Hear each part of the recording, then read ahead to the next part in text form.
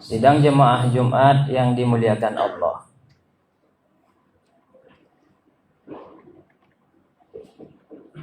Mengintrospeksi diri atau bahasa Arabnya muhasabatun nafsi,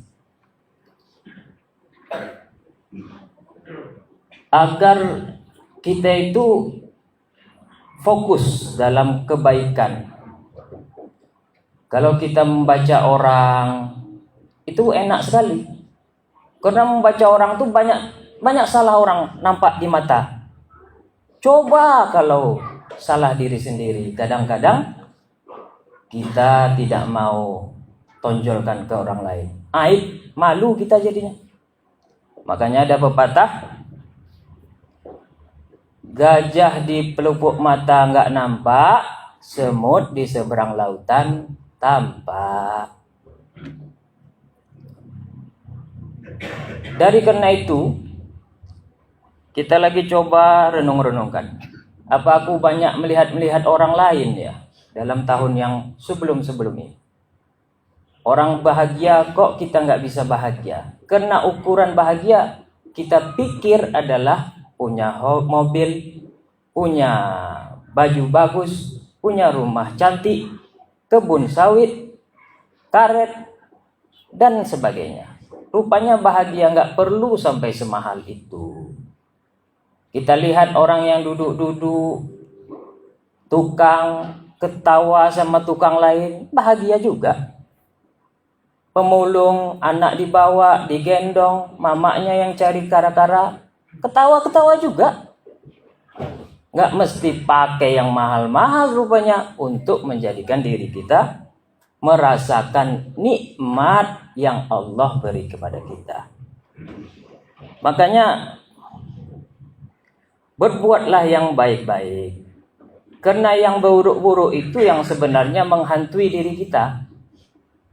Kalau kita mengambil infak masjid, tentu lewat masjid itu ketakutan terus. Kalau kita pernah mencemooh orang itu atau membohongi keluarganya, lewat depan rumah ketakutan terus. Atau kita sesama keluarga banyak yang suka fitnah, jumpa keluarga kita walaupun adik sendiri takut juga. Karena perbuatan buruk itulah yang menyebabkan kita sebenarnya tidak lega atau tidak bahagia. Buatlah baik yang kecil-kecil saja, nggak perlu harus jadi camat, kepala desa, kepala apalah pokoknya. Lalu kita tidak merugikan orang lain. Kerja, sholat, makan, lapar, makan, tidur, ngantuk, tidur, adalah tuh. Ngopi, ngerokok boleh, tapi jangan terlalu banyak, adalah tuh. Itu akan menjadikan kita lebih lega, sehingga kita nggak ada musuh di mana saja. Dan itulah bahagia. Terus, sampai kita tua, bahagia terus. Nggak ada banyak lawan, nggak ada banyak musuh. Meninggal kita, banyak yang sholatkan. Juga bahagia keluarga kita. Dah, simple kali agama ini. Agama Islam tidak mengajarkan yang susah-susah. Hadzal din ja'a bil tizadil aqli. Ini agama datang untuk hal-hal yang ringan-ringan. Tidak untuk hal-hal yang berat sekali. Ya kalau udah agak kuat imannya nanti rajin sholat malam. Kuat lagi imannya nanti kalau rajin sedekah.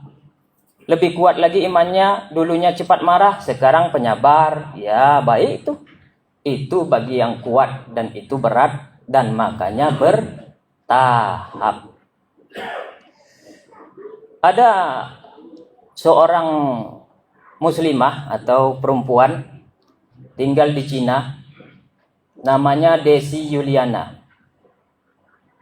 Dan ini membanggakan kita bangsa Indonesia. Apa yang dibuatnya? Jumat berkah. Dibuatnya Jumat berkah di Cina. Kalau di tempat kita orang banyak sehabis sholat ini dapat makanan biasa. Ini di Cina, di tempat orang ateis. Tapi banyak yang merespon. kadang dibikinnya rawon lah, kadang dibikinnya bakwan lah. Orang-orang luar pun, orang Cina, orang bule, orang India mau makan makanan kita Indonesia. Sampai-sampai ada seorang nenek datang kepada Desi ini. Nak, biarlah saya bantu duit untuk Jumat Berkah besok selanjutnya. Kata Desi, jangan lagi Bu, pakai bahasa Cina tapi ibu tuh memaksa. Udah enggak apa-apa, terima aja lah, ini kan bantuan seberapanya saja. Akhirnya diterima juga sama Desi. Lalu kadang-kadang ditanya, kamu dari India nak? Tidak, Indonesia.